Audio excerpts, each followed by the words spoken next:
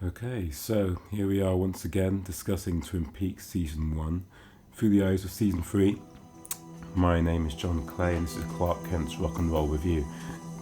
This is the, season finale of the first season, and there's quite a few things to talk about in relation to Season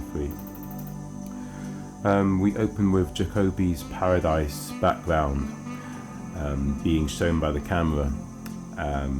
And it's a landscape that communicates escape, especially for Jacoby, him being quite fond of going there. I also think that it's no accident that we're beginning with this, because the show is about revelation in this season finale, and in particularly in terms of Jacoby's character in Season 3, in that he's a staunch realist, and he wants to tell people his truth rather than escaping it. And the way he does it in a very angry way, is just to suggest that people have needed to hear what he's had to say for some time. And I think it's partly him being almost angry at himself for leading a life of escapism. As he admits earlier in this season, he doesn't particularly like people, and he doesn't particularly like, well, it's not that he doesn't appreciate hearing their problems, he wants to understand them and work them out, but with Laura it's much more of an emotional connection, so therefore him having this fascination with Laura and deciding to take the bait that James Hurley and Donna set for him, it's quite in keeping with his character. What else do we have on my little notes here?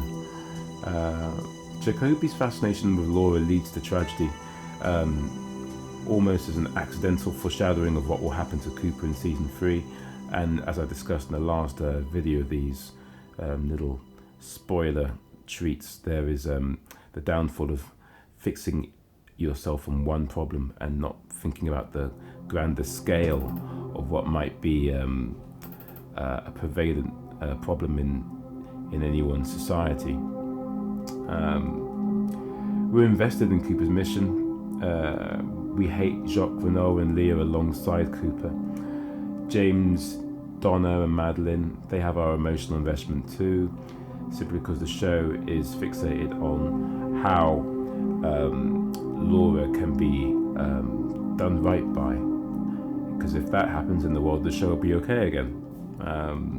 But given the scope of Season 3, we know that's a lie. In multiple locations, the idea that Laura is some sacrificial lamb, all these things that the mortals of the show, the Coopers and James Hurleys of the world, they don't know what's going on really, and that's our nightmare to witness. There are so many cliffhangers in this last episode.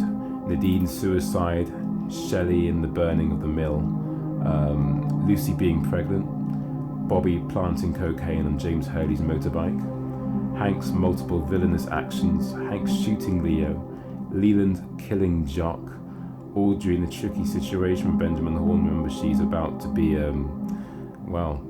taken by her own father, which is, again, another nod to what we learn in Season 2, the revelation that the killer of Laura is actually her own father, who's been raping her since she was 12. Cooper being shot, all these are soap opera tropes that are not really relied upon in the season finale of Season 3. And so perhaps that might have been a reason why people had issues with the ending. But it's now like a month and a bit since that was viewed or aired or so, and I think that people are definitely more in love with the show than they ever have been, despite shows like Stranger Things that has just aired or been available for people to watch via Netflix.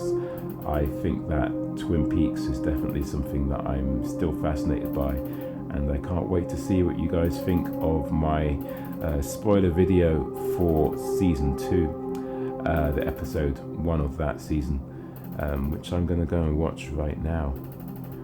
This has been fun.